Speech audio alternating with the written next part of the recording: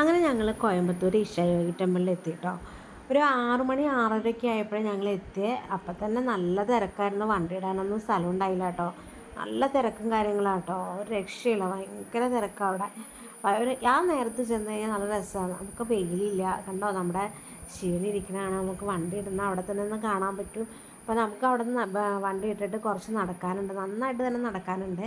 പക്ഷെ നടന്നാലും നമുക്ക് ടയർഡ് തോന്നില്ല, നല്ല രസമാണ് വൈകുന്നേരം അങ്ങനെ നടക്കാൻ. പിന്നെ കുറേ ഞാൻ പറഞ്ഞില്ല നല്ല തിരക്കും കാര്യങ്ങളും ഉണ്ട് കേട്ടോ. നല്ല തിരക്കെന്ന് വെച്ചാൽ അടുത്ത് ചെല്ലുന്തോറും തിരക്ക് കൂടി കൂടി വരും. അപ്പം ഞങ്ങൾ പോണ വഴി കണ്ടതാണിത്.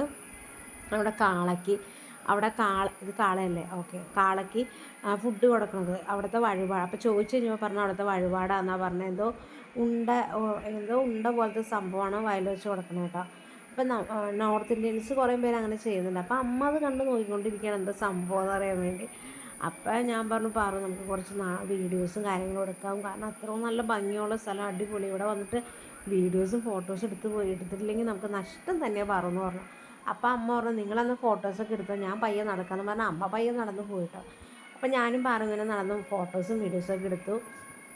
അത് കഴിഞ്ഞിട്ട് നമ്മുടെ ശിവൻ്റെ അടുത്തേക്ക് ചെല്ലും തോറും ഒരു പ്രത്യേക ഒരു തിരക്കും കാര്യങ്ങളും ഉണ്ട്. അത് വേറെ അത് ആ ഭംഗി കൂടി കൂടി നമുക്ക് അടുത്തടുത്ത് കണ്ടുകൊണ്ടിരിക്കുവാണേ. എന്ത് രസം കാണാമെന്നറിയോ, അയ്യോ രക്ഷയില്ല.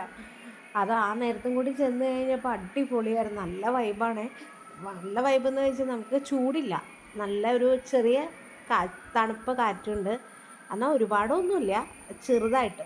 പക്ഷെ നമുക്ക് ചൂടൊന്നും എടുക്കില്ല, വേർക്കൊന്നുമില്ല, ആ നടക്കണതിൻ്റെ ക്ഷീണവും കാര്യങ്ങളൊന്നുമില്ല. പിന്നെ വൈകുന്നേരമൊക്കെ ആയപ്പോഴത്തേക്കും ഇരുട്ടായി തുടങ്ങി. ഇരുട്ടാവും തോറും അവിടെ പ്രത്യേക വൈബാണ്.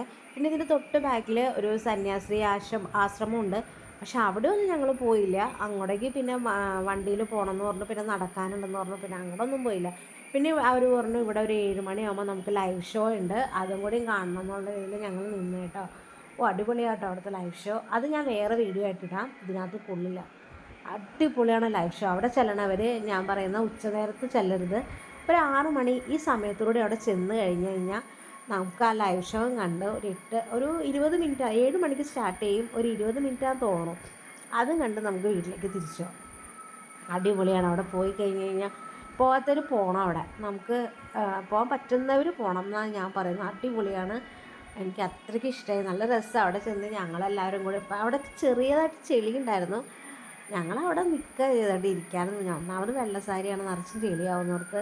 പിന്നെ കുറേ യൂട്യൂബേഴ്സ് ഉണ്ടായിരുന്നു കേട്ടോ. ആ ചേട്ടനൊക്കെ ഓടിപ്പോണ ചേട്ടനല്ല, പുള്ളിയും കണ്ട് യൂട്യൂബറാണ്, എനിക്കറിയില്ല. അപ്പോൾ ബാക്കി വീഡിയോസ് ബാക്കിൽ വരുന്നുണ്ട്. ചലശിവണേ സബ്സ്ക്രൈബ് ചെയ്യുക.